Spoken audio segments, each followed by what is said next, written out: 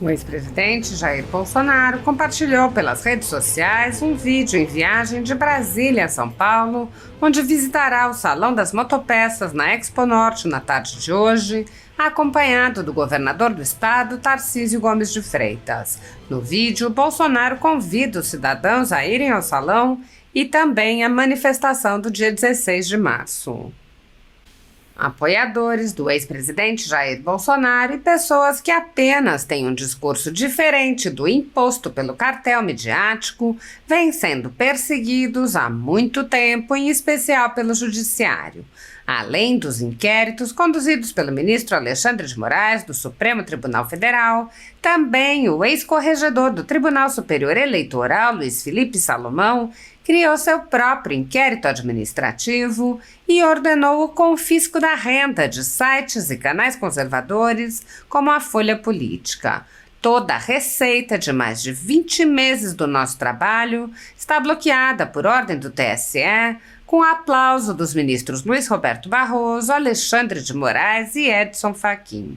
Anteriormente, a Folha Política teve sua sede invadida e todos os seus equipamentos apreendidos a mando do ministro Alexandre de Moraes em inquérito que foi arquivado por falta de indícios de crime. Se você apoia o trabalho da Folha Política e pode ajudar, use o QR Code para doar qualquer quantia para a empresa Raposo Fernandes ou use o código ajude@folhapolitica.org.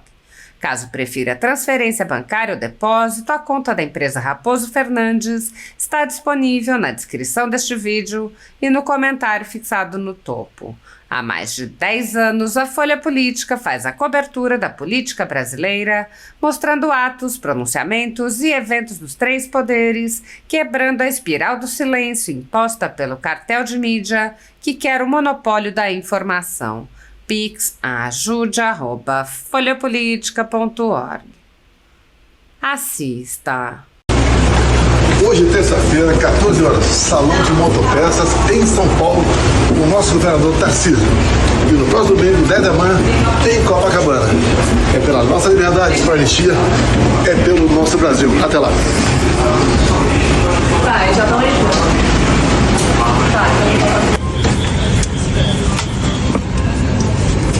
É importante que a gente tenha em mente o que está acontecendo agora no plenário do Congresso Nacional, Câmara chamada de Congresso Nacional. Esse é o projeto mais importante do país. No próximo ano, todas as decisões que são tomadas em relação à educação, em relação à cultura, em relação à infraestrutura, os caminhos que vamos trilhar estão contidos na peça orçamentária que será gestada em função da Lei de Diretrizes Orçamentárias. E a Lei de Diretrizes Orçamentárias, da forma como veio da comissão de orçamento, comissão mista de orçamento, ela precisa ser debatida até a exaustão. Nós estamos enfrentando uma crise, uma catástrofe do ponto de vista fiscal. Eu chamo a atenção dos senhores que nós aumentamos em mais de R$1 trilhão a nossa dívida pública no espaço de menos de 2 anos, que essa administração temerária fez com que o dólar saltasse para mais de R$6. E isso significa, e aí eu me dirijo não apenas aos nossos pares, eu me dirijo à população brasileira que nos ouve, que nos assiste nesse momento, um reflexo evidente contra o bolso dos mais pobres que o Partido dos Trabalhadores diz, fala e tem uma narrativa que defende, quando na verdade abusa e usa dessa população em função dos fins a que se propõe. Porque o trigo, por exemplo, é amplamente importado pelo país. E o preço do pão, o preço da bolacha, o preço do macarrão, nobre deputado Cajado, vai certamente crescer de forma geométrica. Aqueles mais bem aquinhoados vão ter a oportunidade de se protegerem, fazendo investimentos, fazendo hedge, comprando dólares. População mais pobre, não. Aqueles que vão ao supermercado vão sofrer com isso. E o que nós pedimos aqui, nobres deputados, nobres senadores, foi que nós tivéssemos a oportunidade de discutir temas que na verdade aprofundam esse problema, tornam mais grave esse problema. Nós temos hoje um governo que propôs um pacote fiscal que é uma piada para a população brasileira, pois ao mesmo tempo em que diz que vai economizar 30 bilhões em 2025 e 40 em 26, que não é verdade, serão menos de 45 bilhões, Este governo não mandou na peça orçamentária os recursos necessários para fazer frente aos fundos de transição da reforma tributária. E eu falo de mais de 8 bilhões de reais. Este governo já anunciou medida provisória de mais de 20 bilhões de reais que vão impactar os servidores públicos no próximo ano. Este governo, com a sua irresponsabilidade fiscal, fez com que este Banco Central, não de Roberto Campos, mas da maioria daqueles que foram indicados pelo presidente Lula, aumentasse a taxa Selic em 1% e apontasse mais 2 pontos percentuais, e cada ponto percentual significa mais de 50 bilhões de reais. Estamos falando de 150 bilhões de reais, estamos literalmente enxugando gelo e brincando com a sociedade brasileira. Fizemos adendos a esse projeto, para que a população soubesse que este governo diz uma coisa e faz outra completamente diferente. Este governo mente e engana a sociedade brasileira.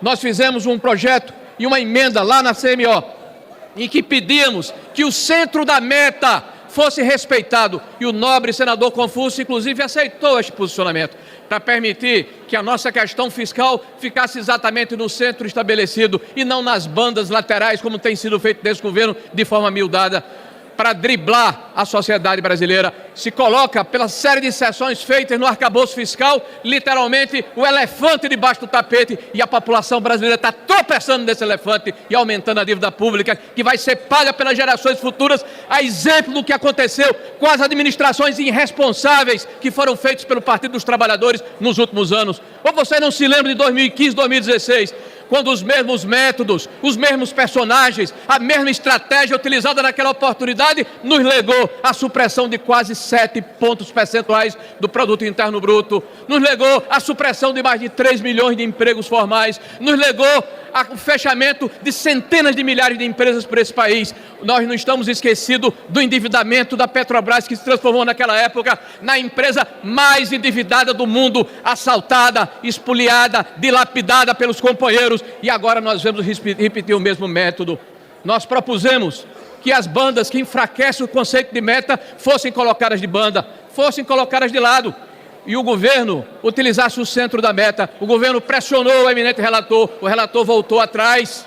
Nós estamos falando em 4 anos de 1% do PIB, nós estamos falando, para ficar mais claro para a população, de 110 bilhões de reais de dívida jogados no colo da sociedade brasileira. Nós propusemos que não fizesse mais um drible dentro do arcabouço fiscal. Este governo, que é bom de drible, parece Garrincha, parece Pelé, parece Neymar, vive driblando o arcabouço fiscal que eles mesmos implementaram. Uma ação que nós sabíamos e dissemos por ocasião daquela votação: nós não podemos votar em um governo que diz uma coisa e faz outra diferente, e esse arcabouço fiscal não vai sobreviver nem a 6 meses. Eu estava errado, não demorou 3 meses, o governo aviltou o que ele mesmo apresentou ao Congresso Nacional e à sociedade brasileira para segurar o endividamento público. Por isso, aqui existe uma outra pegadinha nessa lei de diretrizes orçamentárias, que permite que as estatais retirem do orçamento as questões fiscais que impedem que elas, como entidades que são geridas pelo orçamento público, precisam prestar contas à sociedade. Nós estamos falando aqui especificamente da Telebrás, que certamente vai se utilizar de 400 a 500 milhões de reais fora da regra fiscal, e isso está como jabuti nessa lei de diretrizes orçamentárias. E aí, senhores, um governo que não faz o seu dever de casa, um governo que não está preocupado com o país, um governo que não tem um projeto de nação, tem sim um projeto de se perpetuar no poder, e para isso vale tudo, inclusive destruir a economia nacional, dilapidar as finanças públicas, aparelhar a máquina pública e colocar de joelhos a população brasileira.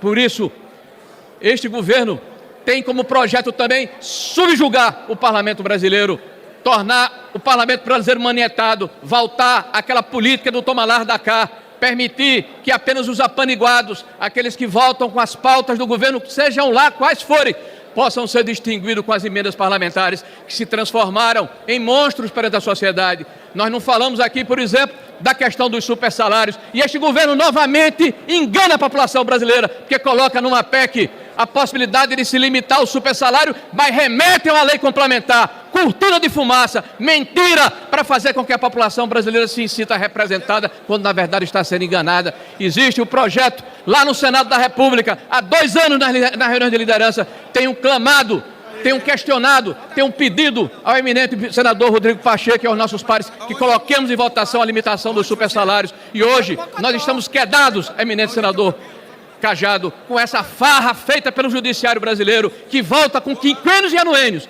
que volta com textos salariais de férias, e vemos o presidente Barroso, que desconhece a realidade da sociedade brasileira, que está desconectado da nação, dizer que os senhores juízes estão ganhando mal, ganham mais do que 99% da população brasileira, mas na visão desses que são os civilizadores ou recivilizadores da nação, estão ganhando mal, precisam ganhar mais, e os comparam com os honorários daqueles advogados apaniguados que representam talvez 1% da população brasileira, dos senhores advogados.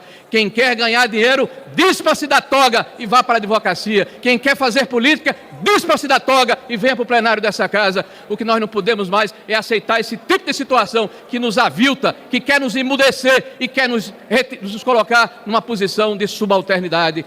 Este governo também coloca na Lei de Diretrizes Orçamentárias a possibilidade de bloquear até 15% das emendas parlamentares. Eu sou favorável em que se faça o contingenciamento sempre que seja necessário, mas há uma diferença, senhores parlamentares, de bloqueio e contingenciamento. Quando há o bloqueio, há a esterilização do recurso. Um governo que não faz o seu dever de casa, que não faz a reforma administrativa, que não vota ao fim dos supersalários, que não revê esse PAC criminoso que nos legou, nas suas 2 primeiras administrações, um cemitério de obras inacabadas, malversação de recurso público, mau planejamento, uma situação que nos deprime e que mostra a realidade da sociedade brasileira, uma sociedade que, infelizmente, é presa de maus políticos e de repetições de práticas danosas e deletérias que prejudicaram muito o nosso país e que voltam com força total no bojo desse Lula 3, o desastre.